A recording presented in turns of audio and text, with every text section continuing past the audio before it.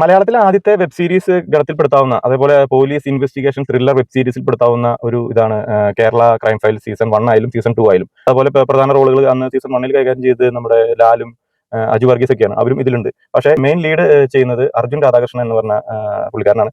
ചില സിനിമകൾ കാണുമ്പോൾ വില്ലന്മാർ തന്നെ നായകന്മാരായി മാറും. അതായത് അവരുടെ ആ ക്യാരക്ടറിന്റെ ബിഹേവിയർ കൊണ്ട്, അല്ലെങ്കിൽ അവർ എന്തുകൊണ്ടാണ് അവർ വില്ലന്മാരായത് എന്ന ഒരു റീസൺ കാരണം കൊണ്ട് പ്രേക്ഷകർക്ക് അവൻ നായകനായിട്ടും തോന്നും. അതേ ഒരു അനുഭവമാണ് ഈ വെബ് സീരീസ് കണ്ടപ്പോൾ എനിക്ക് തോന്നിയത്. കുറെ ചെറിയ റോൾ ചെയ്ത ക്യാരക്ടേഴ്സ് പോലും വളരെ വൃത്തിക്കാണ് ചെയ്തു വെച്ചിരിക്കുന്നത്. അതുപോലെ എടുത്തു പറയേണ്ട രണ്ട് ക്യാരക്ടേഴ്സ് ആണ് ഇന്ദ്രൻസും ഹരിശ്രീ അശോകനും.